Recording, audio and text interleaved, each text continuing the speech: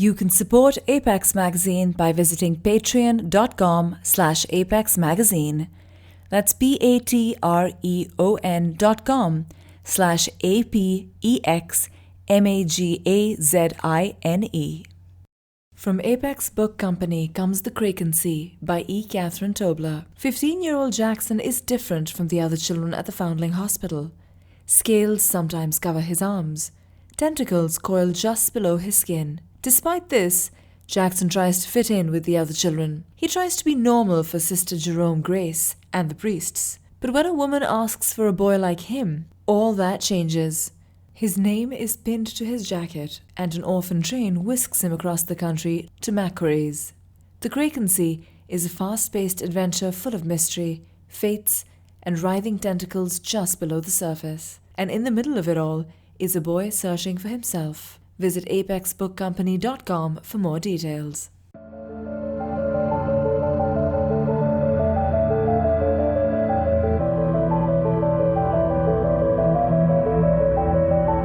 Every Winter by E. Catherine Tobler. Every winter, Hala rents the Villa Couloir on the banks of the Ruisseau des Rieux Fer for its quiet, its darkness. Near the arch of the old stone bridge, it has a view of little else. Skeletal trees, the shadow of a ruined windmill, a long road leading someplace Hala will never go. Groceries are delivered and left by the back door with a note she will place unread in the bread box. Over the course of the winter, 15 notes will collect, all on the same paper, all with the same words. Thank you, if you need anything else, Michel.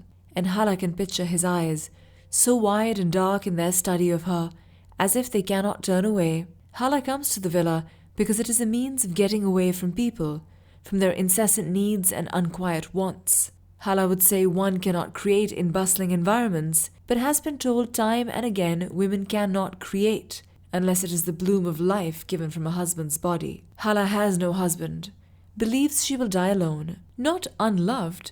Hala is confident she was greatly loved and sometimes thinks back on these figures, but Hala rarely lingers. They only flit through memory, for each has gone as everyone does. Perhaps they went on to marry, have children, but for her, they ceased living the moment she parted ways with them. Lahja will always be on the cusp of priesthood. Valor will always be poised to ascend the stage. Every winter, the villa enfolds Hala and welcomes her return.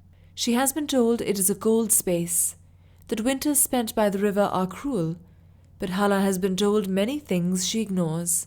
She has been told by the landlord not to go into the uppermost bedroom, where the fading paper curls from the walls, so it is always the first place she goes.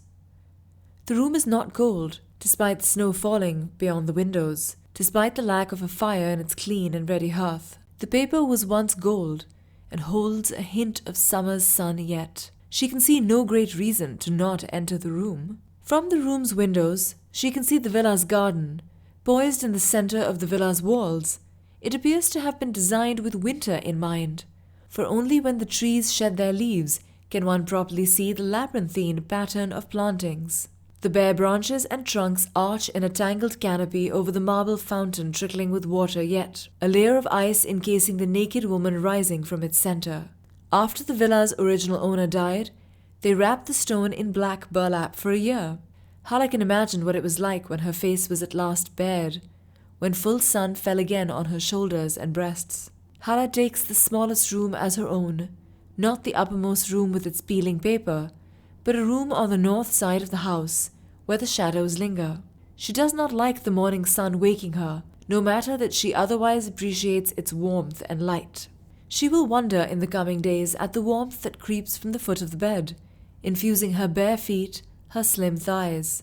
Hala will wonder over the way it feels like sunlight, even as she wakes to a cool, dim room. She unpacks her few belongings. She has brought clothes, of course, and her best woolen coat, so she might yet enjoy the garden baths. She has brought her journals, her acrylics, but forgot her canvases propped in her apartment's entry. Next winter, she will bring them. Brushes, charcoals, and crayons, and the case vallow made of willow wood to enclose them all. There is no room she prefers over another for painting. Everyone says, how odd, for aren't artists supposed to favor morning's clean light? If I were an artist, she says to them, and laughs for too many reasons.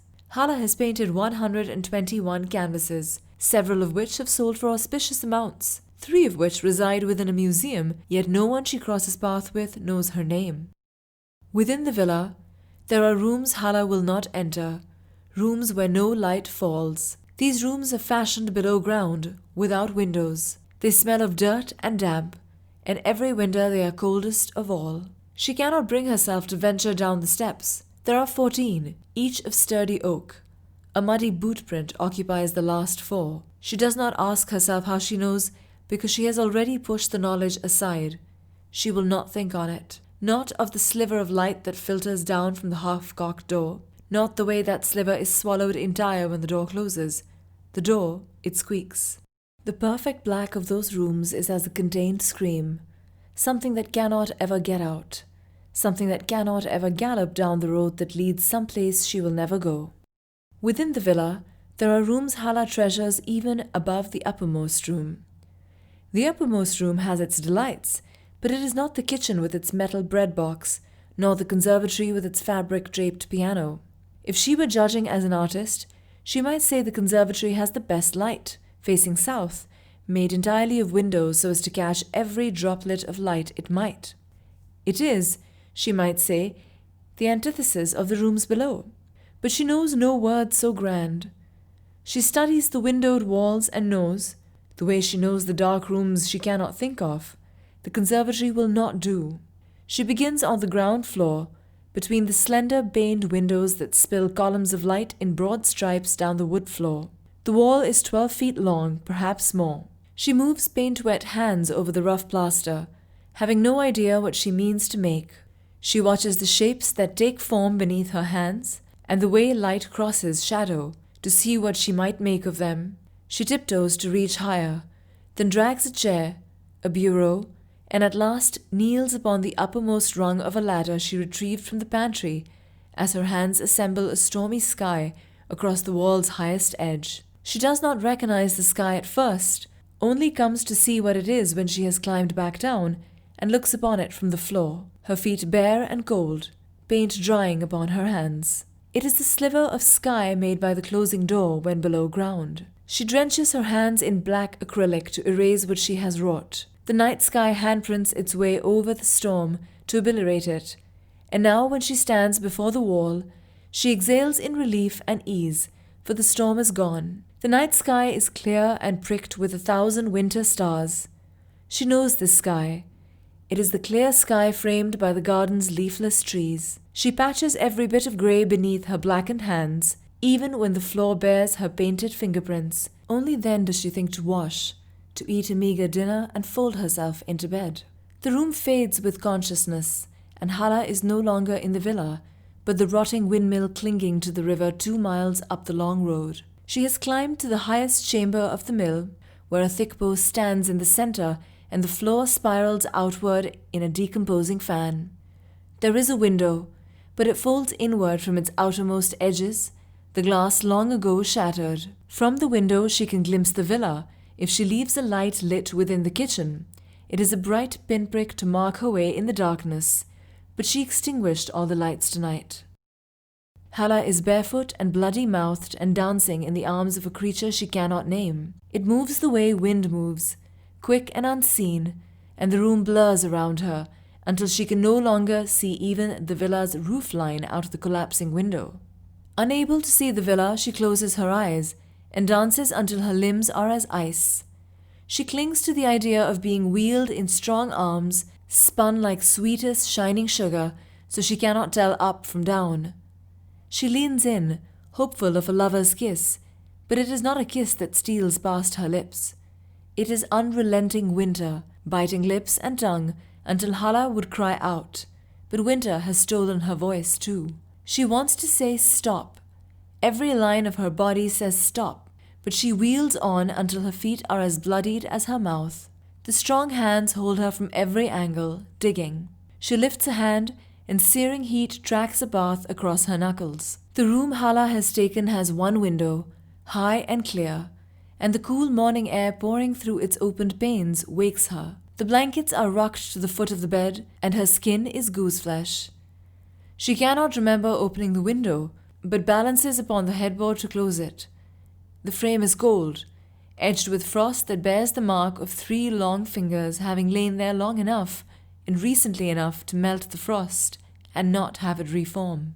Hala's entire body twitches as she sets the latch and drops back to the mattress. She stares at the window, brightening as the sun rises to the east, and at last convinces herself to bathe and dress.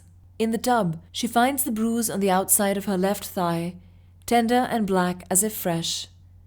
She winces to touch it, and by the time she has climbed out, wrapped herself in a towel and dragged a comb through her hair, she has convinced herself it happened as she carried her bags into the villa the day before. Perhaps her willow case, perhaps the easel. The bruise aches the whole day through, a constant reminder even as Hala believes she has set it from her thoughts. When she puts weight on her left leg, it aches deep inside. When she turns to reach for something on a high shelf. When she sits down to her solitary lunch. Unthinking, her fingers slide down to her thigh and press as she winces as if only discovering the wound. Hala balls her hand into a fist, brings it to the tabletop, and thinks backward. The easel slipped from her hand as she maneuvered it through the slim entry, she tells herself. And as she cleans up her dishes, she has nearly convinced herself of an icy front step, the slip of a foot, the way the easel had caught between her leg at the doorframe as she sought to regain her balance. Nearly. Hala turns her bowl upside down on a tea towel and moves for the back door, drawing her woolen coat around her before latching the door behind. The day is too warm to stay inside, and she wants to study the tracery of tree branches across the half-frozen fountain. The shadows look like cracks, and if Hala stares at them overly long, their blackness deepens, as if a new world entire will open within them. She thinks she can see worms tunneling through them, and perhaps they are not branches at all, but tracks of earthworms on their way elsewhere. Pressing her fingers to them reveals only shadows, and a red slash across her knuckles. The mark recalls the ache in her thigh, and she shifts her weight to her right foot, closing her hand into a fist again. The skin crackles, dry and cold. Hala shoves her hands into her pockets and wanders the garden path, from the fountain to the center, to the strand of rowan trees at the outmost edge. The trees should have lost their leaves, but within their group there is still one wholly dressed. Hala reaches for it, but sees the broken branch on the nearest tree. She cannot remember it, but fashions a story of how she tore the branch free in haste, how she needed it for her art, how it whipped across her knuckles and... "Oh, hello!" The voice startles Hala, so she takes a stumbling step backwards. She is unaware of any property so close that another person could simply wander up into her own garden. But here wanders a woman, a lavender scarf wrapped around her head, tucked into the collar of her own woolen coat. The breeze snaps a silver curl of hair free, and the woman tucks it back and laughs. The sound is as startling as her voice. Hala takes another step back. "I didn't mean to frighten you, dear. Had absolutely no idea anyone was out here this time of year. Are you renting the old place?" Her eyes skip past Hala, to the villa walls, and back again. Eyes that have grown wary. I didn't think..." But Hala had already turned away. She refuses to find her own voice and moves with sure steps towards the villa's rising walls. In the daylight, they are the color of fresh cream, trimmed with a color that calls to mind the copper-bottomed kettles hanging in the kitchen. It is the kitchen she seeks, not turning to see if the woman follows. Only once Hala has latched the kitchen door does she look back. She peers through the paned glass through the long path that has brought her here and sees no one. She stands for so long that she is aware of how the light changes, how the shadows shift closer to the house, how they close over and keep the rest of the world at a pleasant distance. Only when Hala is certain she has not been followed does she unbutton her coat. She folds it onto the chair beside the door and moves toward the dishes, only to find they have been cleared away. The towel drapes the edge of the sink and her bowl is in its place in the cupboard, and Hala cannot remember. This is when she hears the first footstep, the drag of a foot against the front entry, as if someone has kicked the front door. Anger rises sharply in her throat. It is hot and salty as stone. Maybe it is vomit, not anger at all. But Hala freezes, torn between staying and running. It is the old woman, she tells herself, a nosy neighbor who will invite herself to tea, who will discover the painting that... Hala finds herself in the front room, her leg aching as she stares at the painting begun upon the wall. Where night once closed over the storm clouds, billowing crimson now holds sway. The night has been eaten by a rush of color she cannot explain. The sound at the door again. Hala turns, putting the painting to her back, backing into the wall that smells fresh, that is still tacky beneath her palms. She counts to 100 and 100 more, then moves for the front door. She pauses in the front hall, long enough again to gauge the way the light moves. The time passes, the sound does not come. At the door, she tiptoes up until she can see out the small peep window, and the porch is empty. The yard is empty. The field beyond is empty to the tree line. The river tumbles just beyond her sight, but nothing moves in the fading daylight, not even her heart. She tells herself she sleeps perfectly well that night. The doors are locked. The lights are out. She cannot see the pinprick of light from the windmill's rotting window, and that knowledge claws at her. Amid all the darkness, there should be a dot of light, but there is nothing. Hala wields directionless, and her body is opened, studied. She feels the life flowing out of her. Her limbs grow heavy as if with ice, and she cannot shake it, cannot throw the weight off and crawl free. Her voice is once again taken. She fancies it sealed into a box, set upon a high shelf, but the windmill has no shelves that have not already fallen into memory. She reaches, but there is nothing to reclaim. There is the dance, and within its nauseating motion the memory of the old woman, the way her eyes skittered nervous to the villa walls. The old place. She didn't think anyone was there. Only ever me, Hala thinks, and tries to force herself awake, but she is not dreaming, and there is nothing to wake from. She is awake, splinters pricking her toes as she climbs down the windmill's decaying steps. Each step gives with her weight, damp and cold, and snow spits from the black sky when she emerges. The long walk to the villa is silent. She pauses by the line of rowans and rips bare branches free, wondering at the tree that has not shed its leaves. Over the front door, she weaves a lattice of bare rowan branches. She leans this against the doorframe, closes the door softly, and finds herself in the lowermost room. Darkness enfolds her, already inside. She steps into each print until she is upon the floor, until her body is bent and bruised and burned out. Come morning, Hala's hands are striped with fresh welts and she cannot remember. She presses her coffee and drinks in the watery light that streams through the kitchen window. She watches the garden and it does not move. There are no footprints through the snow, nor a lattice of branches across her door. She returns to her painting and it is again covered in black, the crimson only the barest thread around its outermost edge. Hala fingers the crimson line and it runs wet beneath her fingertip. She hears Michel at the back door sometime afternoon. She hears him hesitate after he sets the box of groceries down. He always lingers and she pictures his head bent to the door, black lamb's curls gathering snow because he lingers so long. She pictures his hand pressed to the door's window, fingers folding into a loose fist to knock, although he never actually knocks. He knows she will say nothing to him, even if she comes to the door. She will take her groceries and his note and close the door without a word. Michel's eyes will say everything he wishes her to. If you need anything else.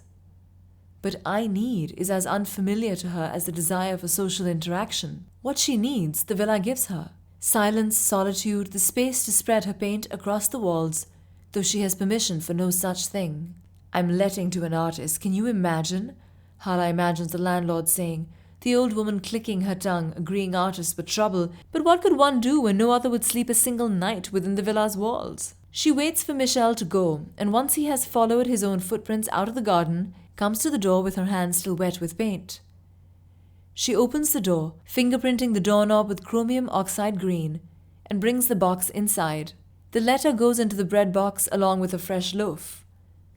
She lines the fingerprinted cans upon the counter, sets the vegetables in the sink and returns to her work to find that the green field rioting across the south wall has been covered in gold ochre, that it is burning, plumes of graphite smoke blackening a once cerulean sky. She leaves the paint, cleaning her hands without taking her eyes from the wall. She does not see the gold ochre wash from her fingers and does not see the graphite that darkens her skirt until she is at the table having dinner. She cannot remember, but imagines that Michel's note was newly written when he brought it today.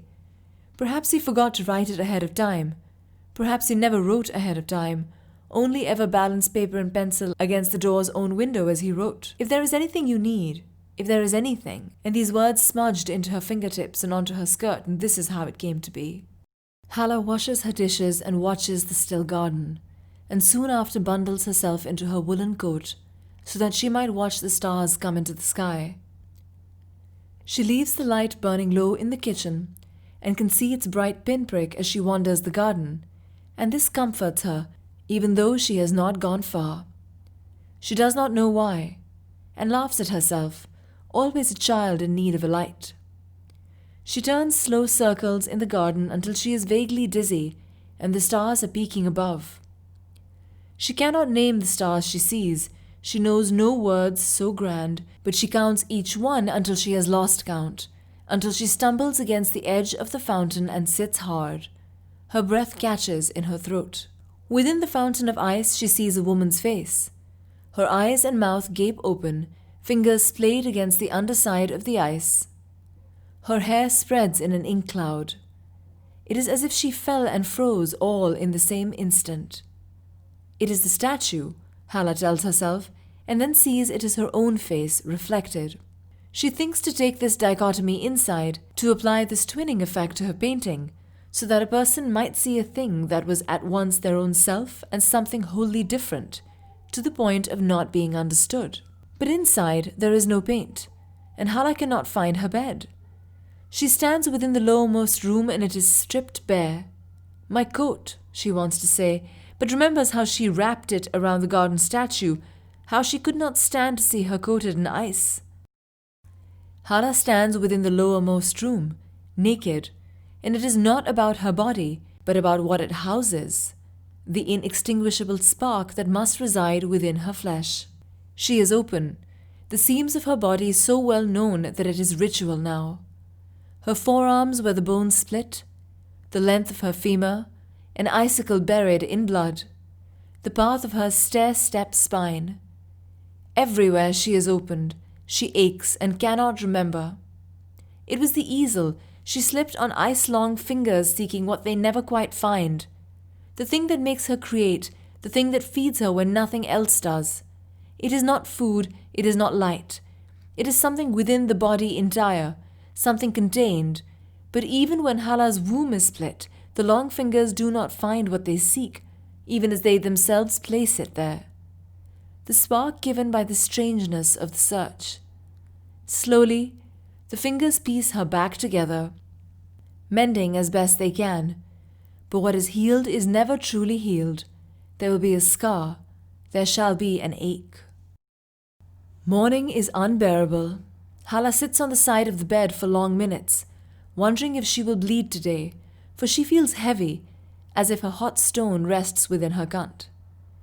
She presses her face into her thighs, closes her eyes, but the darkness is repulsive. She throws the blankets back and stumbles to the tub, pushing the thin curtains from the bathroom window, opening the panes to let winter's chill pour inside as she submerges herself in steaming water. She sits for an hour, adding hot water, waiting for blood. Nothing comes. She skips breakfast, goes to her paints, and begs them to consume her.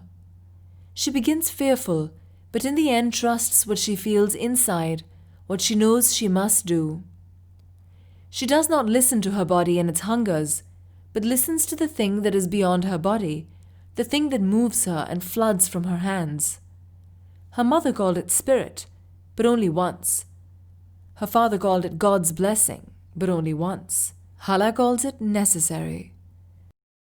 From the pain that roils inside her, from every wound that claims itself healed, Hala builds worlds upon walls. She sees nothing before she puts hands to plaster. There is no plan within her mind, only a need within her body. From her fingers spill fields and mountains. There come faces and clouds. Slowly, dark spaces are pierced by light that never quite gets through. The blackness always eats the light, always whittles the sun to a pinprick, but a point of light nonetheless. From shaking fingers, a windmill rises out of a bloody mouth and folds itself into a black room. Every landscape is riddled with bottomless blacknesses, but a careful path traces between each. If a person was smart enough, she knows no words so grand, a person could navigate their way through the dark until they reached the constant labyrinth of the garden, to the point where they were reflected in the ice, where they at last found themselves, still and waiting until the season turns, until the ice cracks and bleeds water into the ground. But the long fingers are not so patient. From every point she has been opened, Hala bleeds into the dirt of the lowermost room, until she thinks that at last she will die, it will cease and her works will be found. No one will know who came to the villa. No one will know the name of the painter as the spring light traces its way across the walls. Hala bleeds into the dirt, tries to lift her arms, but is pinned in place, a stone upon her tongue. The stone is hot and tastes of salt, and across its curved edge, Hala sees briefly the eyes of another. Only myself reflected, she thinks. She tries to reach for this person and cannot move. In the uppermost room, Hala waits for the other to crawl up her legs. She can feel it crouched at the foot of the bed after having carried her here. This is the story. She was carried. She did not crawl up the stairs dragging her broken body. She was carried with concern and placed upon the narrow bed, even though she hates the sunlight's waking heat. She waits for the other to move up her legs, up her hips where it will settle and wait in return. She waits, but it does not happen. When she can rise, she is not willing to place her feet upon the floor. She draws her legs into her chest and wraps her arms around. She peers at the floor, at the darkness that gathers beneath her bed, and understands the space may house a menace of a size that could overwhelm her. The bed is narrow, the darkness is wide, and Hala stares at the sunlight as it fragments through the window, as it spills across her with warm brightness, and she exhales. At last the sunlight has its way with the darkness and chases it back enough to allow Hala to step from the bed. She thinks the floor and stairs should be dirty with mud and blood, but they are clean, and she shakes off the bad dream as she does any other. Her body aches, but it is a release of pain she seeks now, one she finds with fingers and paints. She climbs upon the top of the china cabinet, stretches herself flat, and anoints the ceiling. Over the course of the day and into the night, the face she saw in the darkness takes shape, and though it is composed of darkness, Hala fingerprints a pinpoint of light within its eye. If there were no light at all, she reasons, she could not see. There must have been light. A light that burned the length of the river. A sliver of sky reaching from the closing hall. Hala can taste the salty stone on her tongue, but paints until she is drained of every taste, until the spark of the idea has flown from her and into the walls. Emptied of the idea, she slides to the floor and does not look upon her work. Hala does not wash the paint from her hands, so when they alight upon the face in the darkness of the longest night, she leaves prints, soft-edged and bright. She fingerprints light onto the darkness and allows the darkness to gaze upon what she has made of it. The darkness howls at the sight of itself, but does not withdraw. It opens her as it ever has. It will not take the longer path between the bottomless blacknesses because it is easier to tear a thing apart than it is to wander. It parts her with fingers and tongue, seeking a thing she cannot explain, a thing it covets. Hala does not wake, for this is never quite sleep. When at last she rises and washes her hands clean, she cannot recall the dream that held her, but her body aches, is wetly swollen. This sensation has become familiar, is welcome. It was a good dream that bore beautiful art, and she will leave knowing her season at the villa was not wasted. She is carrying her easel out the back door when Michel arrives. He is not carrying a box of groceries, only a small folded piece of paper between his long fingers. He stops at the sight of her. Startled she would be there, that she would not wait for him to go. But his expression has not changed, his eyes so wide and dark in their study of her, as if they cannot turn away. Hala thinks she fingerprinted light into those eyes, knows his face graces the villa's ceiling, but tells herself she is mistaken. Michel closes the space between them, offering the note, and Hala takes it, but as with the others does not read it. It is pretense only, a way to explain what cannot otherwise be explained. She did not come for social interaction any more than Michel came for groceries. He turns without a word. Hala already knows what he sounds like when he howls, knows precisely how his long fingers open her skin, searching for a thing he does not himself possess. He walks up the long road to the windmill, and will only return to gobble the paint from the walls once she has truly gone. She will take the path around the house to the cab that will carry her home. Next winter, Hala thinks, I will bring canvas. Every winter, Hala rents the Villa Couloir on the banks of the Ruisseau des Rieux Fer for its quiet, its darkness. Near the arch of the old stone bridge, it has a view of little else: skeletal trees, the shadow of a ruined windmill, a long road leading someplace Hala will never go. E. Catherine Tobler has never slept in a haunted French villa, but you should ask her about the haunted house near her childhood home sometime. Among others, her fiction has appeared in Clarkesworld, Lightspeed, and on the Sturgeon Award ballot.